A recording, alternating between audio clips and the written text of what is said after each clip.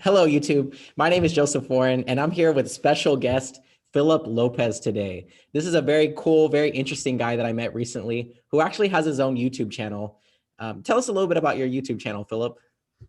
Hi, I do a YouTube channel specifically for movies and shows. So I review movies, I review shows, I say what I think of them, break them down. I have a background in like theater directing and in acting, and I'm just a huge movie buff. So I love watching them and then I review them. Obviously, right now it's a lot of Netflix because the theaters aren't doing much, but it's a lot of fun. Yeah, very cool. Great to have you on, Philip. I think we're going to have an interesting conversation about movies. We're going to talk about some of the humanitarian work that you've done. But let's jump right into it. I want to hear some of your perspectives on movies because I used to be a huge movie buff when I was younger. Um, what's your favorite movie of 2020 so far? Oh, yes. So far, my favorite movie, everyone should watch this, is The Trial of the Chicago Seven. Have you seen that one? I haven't seen it, no. So that's on Netflix. So if you have access to Netflix, which who doesn't, then you should be able to watch it. It's a Yeah. really, really, really good film. I honestly will be shocked if this isn't still my favorite movie by the end of the year in a couple months. Oh, really? It's so good. The writing is experts by Aaron Sorkin, who's such a good writer, Hmm. and the cast is really good. And it's about the protests of the Vietnam War, Yeah. and some guys were accused of causing a riot, Yeah. and then they're put on a trial. And you see sort of how the judge treats them and how he treats the African American of the group. Hmm. So it's actually very timely, even though this happened in Yeah. 1968. So Yeah. it's pretty interesting and it's very good. I think anyone will like. I mean, it's a court drama. Who doesn't love a good court drama? You know? Those are the best, actually. Yeah, And it's historical too, right? It's a it's historical the based film. story, and Okay. like there's things that happen. I was vaguely familiar with it. I'm a history teacher also, by the way, Oh, wow. Awesome. and I was vaguely familiar with the details, but when I saw the movie, there was one thing in particular, which obviously I won't spoil, but I was just like, there's no way that actually happened. Like an actual courtroom judge did this. And I Yeah. looked it up and it actually happened. So when you watch the movie, you'll know when it happens. When it comes and you're like, there's no way they actually did that in a courtroom. Yeah. Yes, you can look it up afterwards. That really happened and it's awful. That's all I'm going to say. Wow. So That's that's crazy. my tease for that movie. Yeah, check it out. You got me convinced. I'm gonna check out the trial of the Chicago Seven for sure on Yeah. Netflix. And I think Netflix is good at that. They'll sometimes look at history in a way and it's like, did that really happen? We were talking about scary movies, and I was talking about how when I was a kid, I was watching Halloween, other slasher films, uh, Yeah, which I I don't know why I was love, watching that as a kid. Um, me what's too. your favorite horror movie of all time? So that's hard. Yeah. I love slashers and whodunits. Mhm. So Halloween's definitely up there. It's probably my second, but my favorite horror movie is Scream. Okay. Have you ever seen Scream? I've seen Scream, yeah. Yeah. So I've watched all of the Screams, even the third one, which isn't that great, but the first, second, and fourth one are fantastic.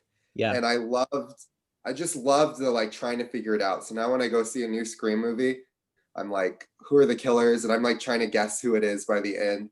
Yeah. And I'm pretty good at it. But yeah, I love that movie and it's very meta. And they're actually coming out with Scream 5. I didn't So know I'm that. pretty excited. Yeah. When is that? Do you know when that's coming out about?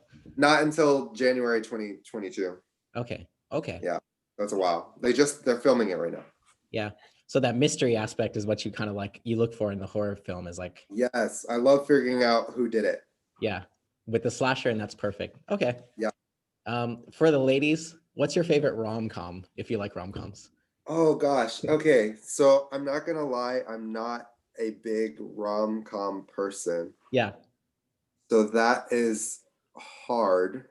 Mhm. Like, does it have to be recent? No, it can be like ever, right? It could be all time, yeah. It could be like Gone with the Wind. Is that a I rom-com? like to give something recent too Yeah. for people to watch. Yeah. So I'm gonna say my favorite rom com ever is probably Miss Congeniality. Okay. That's hilarious. I really like it. But I will you know what? I can't even think of anything to give a shout out to. That's Yeah. you know what? I will. I'll give a small movie a little bit of a plug here. Looks That Kill. Okay. I rented it on YouTube. Okay. It was actually pretty fun. It was a lot better than I thought it was going to be. Looks Like Kill. You can look up the trailer later. It sounds silly, but it was pretty funny. Look. But Miss Congeniality is my favorite one. Yeah, that's a funny one. I remember that one. Is it Sandra Bullock and she's an FBI agent undercover, something like that? Yeah. And I used to want to marry her when I was a kid. So Very cool. What's your favorite drama of all time, of all time? oh gosh. Oh, Slumdog Millionaire. Slumdog Millionaire is my favorite movie of all time. Okay. Slumdog Millionaire. That's a Yeah, great one. that is my favorite movie ever. But Forrest Gump is a close second. So, Okay.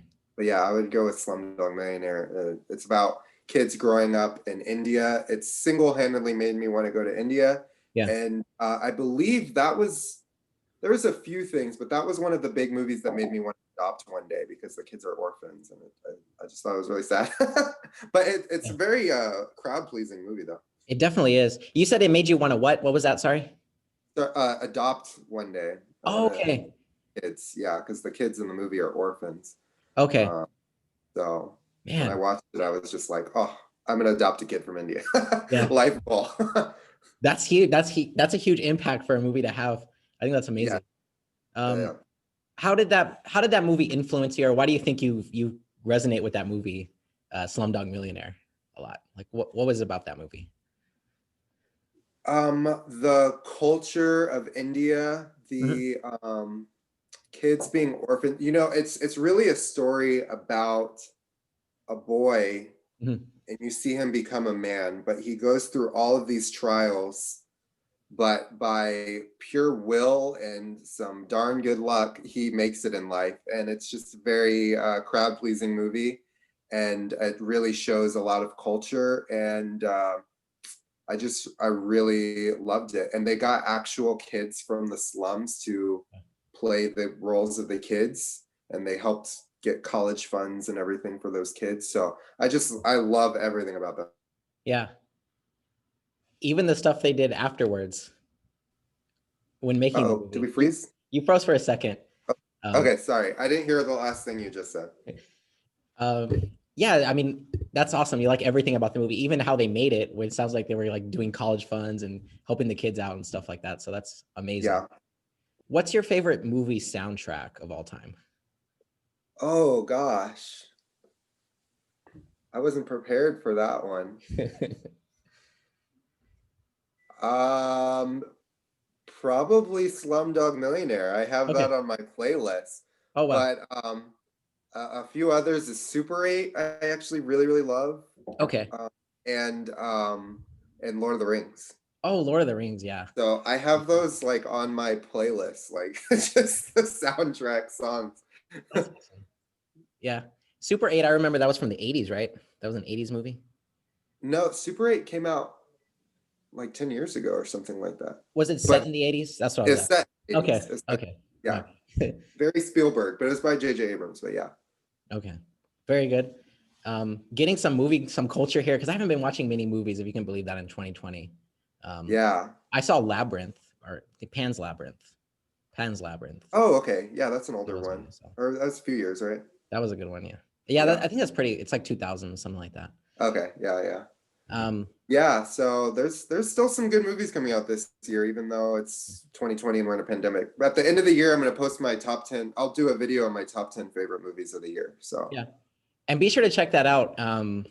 Your YouTube channel. It's Philly Cheese 23. Is that correct? yeah, Philly Cheese 23. So you can search that and find that there. Also, people can follow me on Instagram, and I have my link there. It's at Philip Lopez 4815. All right. Yeah, be sure to follow him. Great. I've seen some of your reviews on some of the movies I watched, and I was like, pretty spot on. Pretty spot on. Ah, Good stuff. that's good. Good to hear. And final question on movies: what's a movie that not a lot of people know about that you think people should see? So, like a Um, movie that's very not well known that you think that it would be important for people to see or for you to shout out? Yeah. Um, there's so many for so many different reasons, but I would say, uh, have you heard of the movie Beautiful Boy? Nope, never heard So of it. this movie came out, I want to say last year, or maybe it was the year before that. I think it was last year. Mhm. And it's on Amazon Prime. So if you have Amazon Prime, you can watch it right now for free. Mm. And it is a movie starring Steve Carell and Timothy Chalamet. Okay. And it is about a father who is trying to help his son who is dealing with a meth addiction. Mm. And it is just such a heart-wrenching, powerful movie. Another thing that I'm passionate about is people dealing with drug addiction. Yeah. And I think it just really shows just how terrible addiction is, Mhm. how much it draws people in, and that, ultimately, there's only so much you can do, but Mhm. it's such a powerful film, very heart-wrenching. I cried a lot, but That's, it's yeah. it's really good. Those actors were amazing in those roles, and Yeah. I would recommend that. I will say it is entertaining to an extent, but it's not necessarily the most enjoyable thing. Mm. But I learned a lot. It's a true story. It's a Okay. completely true story. The dad wrote a book and the son wrote a book, and they used both those books to make this movie. Okay. Um, and I learned a lot about what it would be like to go through addiction and what it would be like to try to help someone. And when it's so personal, I mean, this is his child. Yeah. And it came out in 2018. I know for sure because I saw a review for it that I thought was so spot on because that Yeah. was the same year the new Halloween came out. Yeah. And the review said for parents, Beautiful Boy is the scariest movie of the year, not Halloween. Wow. And I thought that was just so powerful Yeah. because no one would want their child to witness their child going through that. Yeah. And so I think that's an important movie for people to watch so that they could empathize with people Mhm.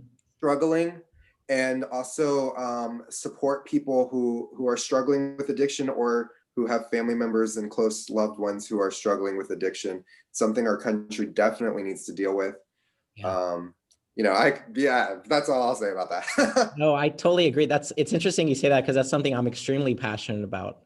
And Okay, yeah, then I you mean, got we to need to check that deal one with it out. with love, I think. And a lot of times we deal with addiction with punishment and shame, and that just causes more like darkness and more makes the Yeah, problem worse, in my opinion. So yeah. And beautiful boy. sometimes people are like, "Hey, well, like, why did their parents abandon them?" Mhm. And there's a lot more I mean, there's some toxic. You know what I mean? There's Mhm. a lot of layers there, and I think this movie just lays that out really well. Okay, beautiful boy. I'll definitely check Hmm. that one out. So some Yeah, great movie recommendations. Thank you, Philip. yeah, I really appreciate that. And next, I want to talk about something you said you were passionate about, which is humanitarian work in Honduras. yeah. Um, how did you get started with that, with doing humanitarian? How did that start? Or what drew you to that if it was something that you were drawn to? Yeah, so I honestly, I'll give you the real reason. Okay. The real reason is I started going to this church that my friend from school went to. He invited me, Yeah. and so I started going regularly. And this guy, his name's Tim. He became my best friend. We're still friends to this day. Mhm. And I just wanted to be friends with him and I thought he was really cool and I was a loser. So I was like, I want to be friends with this guy. Yeah. And he told me he was going on this mission trip to Honduras. I was 16. I was 15 at the time that he told me. I was 16 by the time we went. Mhm. But I was like, I want to go too. So Yeah. I literally went the first time just because, and a few of my other friends that I've met when I started going to this church, I Mhm. literally went the first time because my friends were going. Okay. And I didn't want to be the only one not to go. Like, that's Okay. the honest truth as to why I went. And I asked my parents and raised $1,500 to go to a third world country. It was peer pressure. Yeah.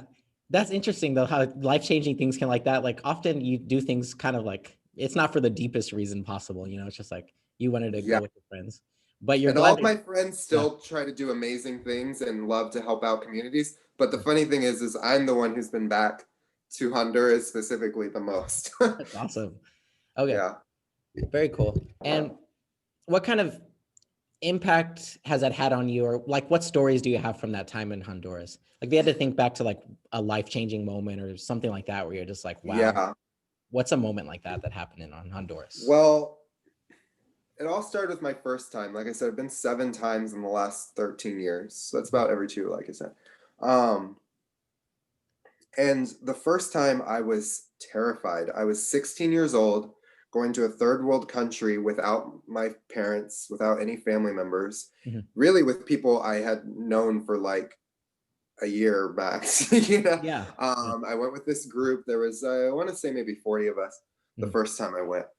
And it was just crazy. I mean, there's so much poverty. Mhm. It is, I believe, the second poorest country in the Western Hemisphere. Wow. That may have changed since then, but I believe it's the second after Haiti. Mhm. The most crime in the Western Hemisphere, the largest murder rate. Wow. These cities have a larger murder rate than Juarez, Mexico. And so very dangerous. So I was terrified. Mhm. And there were so many scary situations. There was a couple times I was like, this might be it. I could get killed right now. Because Yeah. we were in some sticky situations at some times. And then I almost got arrested once Wow. because the police mistook me for a murderer that was on the loose. And I was like, no, it's not me. I'm an American. They thought I was lying. Yeah. So there's some crazy times. But we got to do so much amazing good work. Over the years I've been there, getting toys for kids, medicine for the pueblos, for the little villages, Mhm. delicing. Lice is a huge situation there. Yeah. Got to go visit the prisons, got to visit the pueblos, got to visit orphanages and help them out, help out schools. Got the privilege to help build houses. There were experts doing most of the work, but we helped. Yeah. Don't just go to Honduras and start building a house. You work with experts. But yeah, so many amazing things. But I got back from my first trip and I thought I was only there for 2 weeks, Mhm. you know? Sorry, I have allergies. But my impact can only go so far. Yeah. I can't help every single person that I met. I met so many amazing people, made some great friends, but I can't help all of them. But I thought, I could help one, at least focus on one. And Yeah. I thought back on my trip, and there was a boy that I met while I was there my very first time. Mhm. And we were at a church there, and we did some stuff with the kids and some songs and, things like that. Very poor community. And they asked the people, if you want to be prayed for, go up to the front and one of the missionaries can pray for you. Mhm. And so this 13-year-old boy came up to me. I'm 16, he's 13, but he's super small, like super small. I didn't think he was 13. And he asked me to pray for him, so I did. So I just hung out with him. Well, we went back to that church, I think 3 times on that trip. Mhm. And every time I'd hang out with him, we'd play some games. I met his mom. I gave him some toys. And our last night there, we were all getting ready to leave. Mhm. And we're getting on our bus. And I see this little boy sneak on through the back door of our bus. Mhm. And so I get onto the bus and he's hiding under the seat. Mhm. And, I called him out and I was like, what are you doing? And he's like, I don't want to be here anymore. Like, Mhm. I want to go to America. Yeah. And every kid there talks about America like someone talking about heaven. I mean, it is the dream Mhm. to get away from all of these hardships, the promised land. And Yeah. he tried to sneak onto our bus. The poor kid, he didn't know that we weren't taking the bus all the way back to America, right? We were going to take a plane. Yeah. But he was so desperate Oh. and so sad. And I will never, ever forget the look on his face. Yeah. And telling him he couldn't get on that bus with us was one of the hardest things I've ever done. Mhm. Escorting him off the bus was Yeah. one of the hardest things I've ever done. So I get home and I cannot stop thinking about this kid. Mhm. Um, my pictures got messed up. I think I had a disposable camera and I put it through like the X-ray in the airport. So my pictures got messed up. I didn't have a single picture of this kid. Oh, yeah. Um, and I just could not stop thinking about him though, over and over and over again. So I went back the next year and we went to that church and I was just like, I want to find that kid. I want to find Fernando. And I saw some of his friends in the church and I was like, where's Fernando? Where's Fernando? Yeah. And they were like, fuera, fuera, fuera.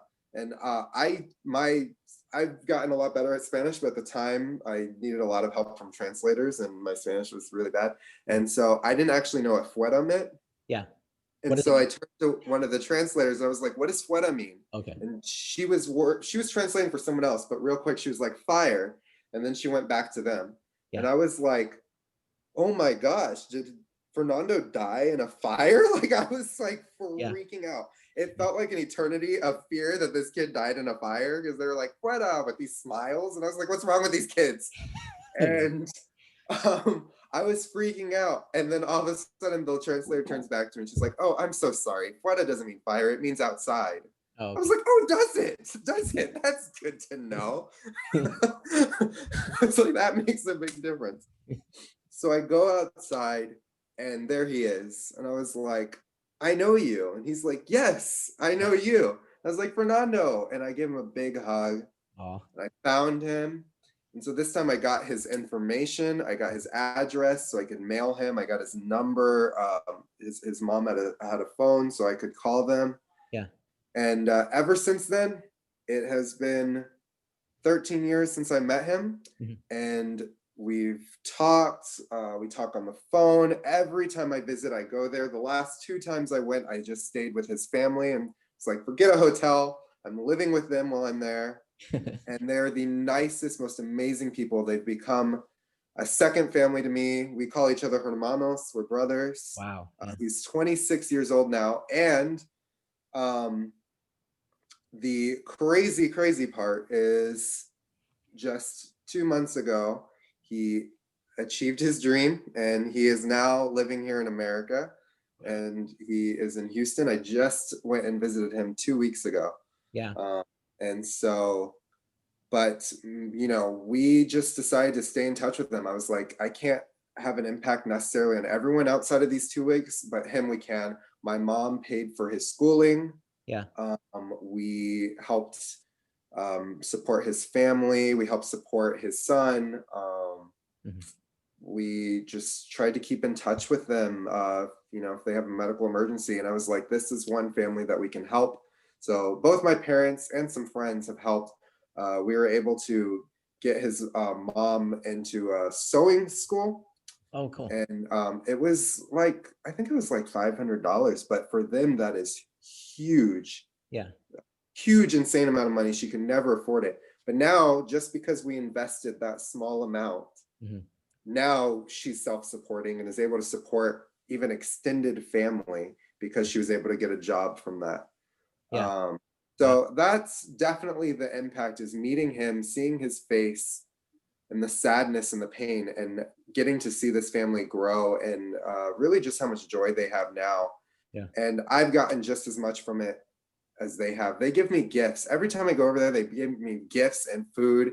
And they're so poor, Yeah. but so loving and so compassionate. They're some of the greatest people I've ever met. Man, that's So amazing. sorry, I was ranting, but that's my that's my No. gist. To clarify, he's living in Houston now, and his family's Yeah. living in Honduras. Yeah, most of his family is in Honduras, including his son, which is really sad. But the economy there is just terrible. There's no work. He hasn't had a job in years. Only his mom. I believe neither of his siblings have jobs. His mom basically supports the entire family. The sewing. He had a construction job for a bit, but then he lost it. So he got the opportunity to come here, and he's working construction. But just that is enough to send money back to help support his son. So he misses his family dearly, but you know, but he's trying to take care of them too. So Philip, what have you learned, or what did you learn? Or what's the most important thing that you learned from that experience, or from your trips to Honduras that you took? I think empathizing with people who are different. Okay. You know, there's a lot of violence over there. There's drugs. There's a lot of things. My friend that I just mentioned, he messed up and he joined a gang for a while, Mhm. but it was because he was so desperate. Yeah. He left the gang and they put him in the hospital for it, but Mhm. he was so desperate. And I think it just, we don't understand Mhm. what they go through. I've been there 7 times. I still don't understand what they go through, right? I go there for 2 weeks and I come back to my cushy life. Yeah. I think just empathizing with people from different cultures, backgrounds, languages, incomes, Yeah. and just love people regardless. I think that is what that's taught me. And I think that everyone should go to a third world country at least once in their life. At Yeah. least once. Yeah. I like that. I think that's true. I mean, you get a totally different perspective on life and all the things we take for granted. Even the Seriously, I get small things. mad when my internet goes out, and then like remembering Honduras is like a level up for me. Like it's like, you know what? This isn't that big of a deal. Yeah. Yeah. Yeah. We take so much for granted. What tips, or what, like, say you met a young person who was about to go take a trip to Honduras, or go do some humanitarian work or missionary work in a third world country, what advice would you give them? um, don't be bougie. Okay. Yeah, I mean, go have fun. You know, I've gone zip lining in Honduras. We've Mhm. gone to a carnival. You know, it's fine to have fun, but like chill. If you're gonna be in a hut, if you're gonna be in a, don't complain. Like Yeah.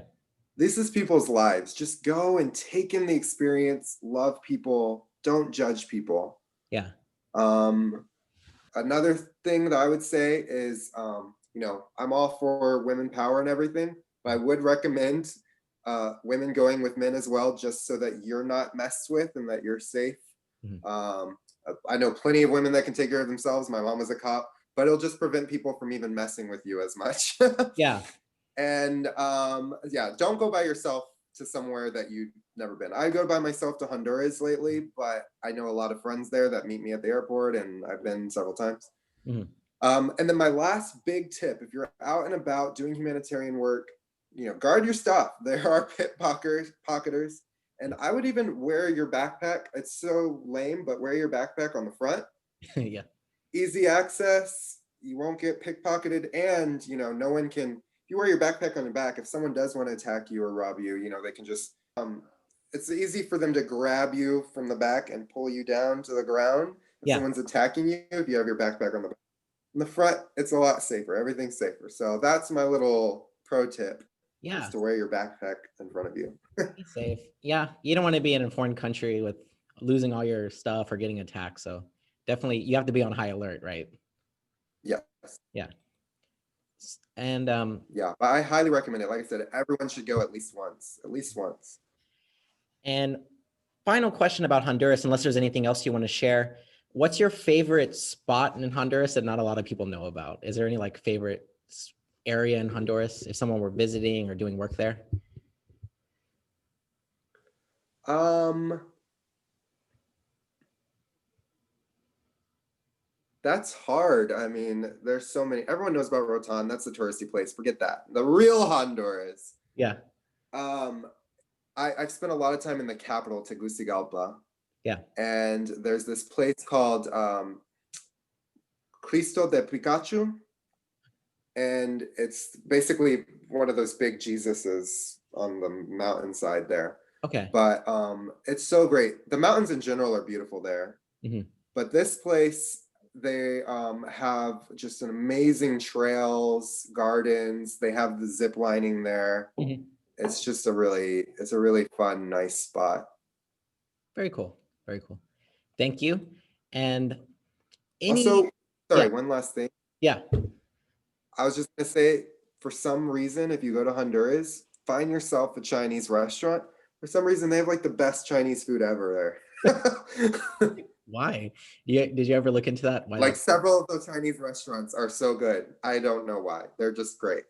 So now you know. Now you know. Very cool. And Philip, what's one message, regarding anything, it can be regarding Honduras, anything in life. If you could only leave our audience with one final message, what would that final message be that you would like to leave our audience with? I think it's a reoccurring theme of what I've said, is to love people, you know? Yeah. I feel like movies and my work in Honduras both have showed me lenses and showed me the world and made me feel emotions, you know? And it all really just comes back to seeing people and empathizing with them. You don't have to understand, just love them. Yeah. Empathize and lead with love. I love that. That's great. Yeah. That's a great message to leave us with. And I want to give you a chance to, once again, in case you missed it, your YouTube channel, Philly Cheese 23. What do you do there? Yeah, sometimes I react to trailers, but I mostly review television shows and movies. I give my thoughts on them, I break them down and talk about what I like, what I don't like. I don't talk spoilers, and if I do, I give a warning. Hey, I'm about to go into some spoilers here. But Yeah. if you want to check out some movies to watch and maybe some that you may not have checked out, you can look at my reviews. Or there might be some movies that you were thinking about watching, and then you'll watch my review and decide not to. Yeah. I had a friend who was going to watch Artemis Fowl, and he watched my review, and he was like, "Okay, never mind. I won't watch that movie because it was terrible."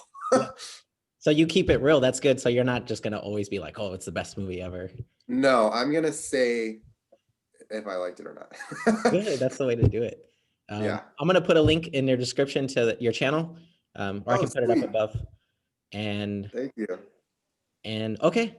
Anything else you'd like to say before I I just want to say thank you so much for having me. It's a pleasure to be asked to share anything, if anybody cares about anything I have to say. But thank you so much. It's a privilege. It's great to have you. You did a great job. There's some amazing stories and good lessons there that I never heard before. So that's awesome. Yeah, thank you. So thank you very much for watching. Thanks to our guest, Philip Lopez, amazing guy, very smart, interesting person. And I'll see you in the next video.